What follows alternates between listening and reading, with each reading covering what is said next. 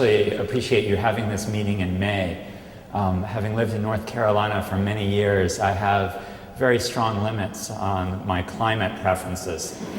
And I was in Chicago once, actually at the end of October for a wedding, and a cold spell hit.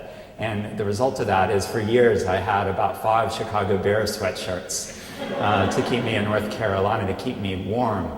And it actually, the story of how I happen to be in Chicago right now is that the University of Chicago invited me to give a talk. And they said, would you come and give a talk in November? And I said, no, I'm busy in November. And they said, well, what about December? And I said, no, it turns out I'm busy for the whole month of December as well. And so I said, why don't we do this? What is the latest possible date that I could come when University of Chicago is in session?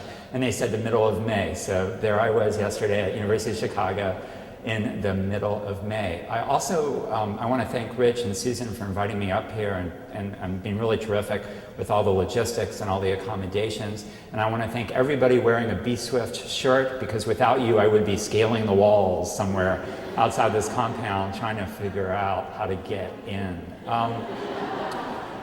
I think what we have seen this year is a nation that has been gripped by an electoral contest where the stakes are incredibly high, where voter interest is immense, and it has included even states like mine in North Carolina, where voters are really activated, where there's seemingly a new twist and turn every week, and it seemingly never ends, right? It's just going on forever. And of course, whoops, let's see if I can go back.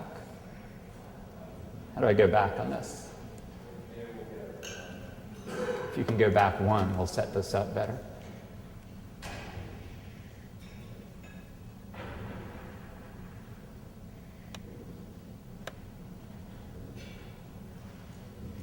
There we go. I'm talking, of course, about the real election, which is the search for the next American Idol.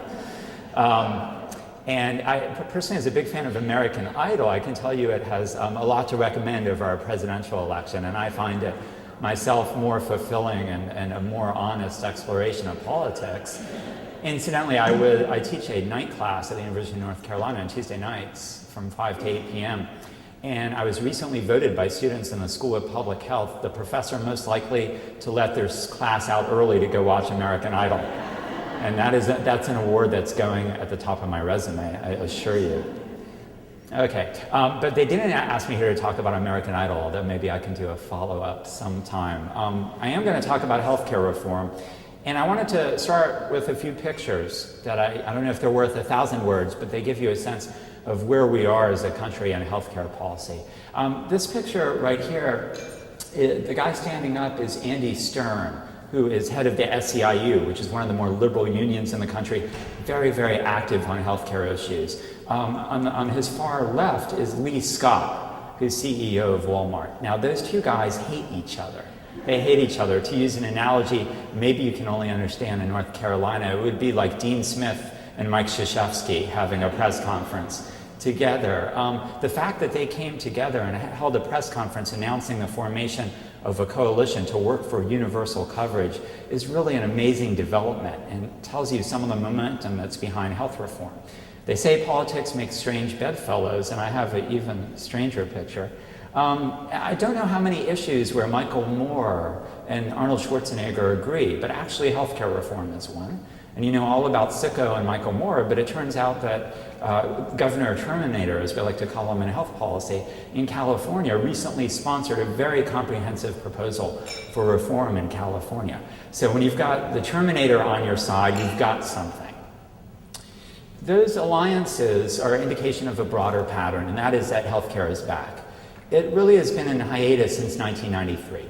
And we haven't had a national debate on what we're going to do as a country, what we can do in comprehensive reform since the failure of the Clinton plan. And these headlines tell you stories that you're all familiar with and that I'm going to talk about. But the bottom line message is healthcare is back. Healthcare reform has an opportunity now in this political spotlight that it hasn't enjoyed in quite some time.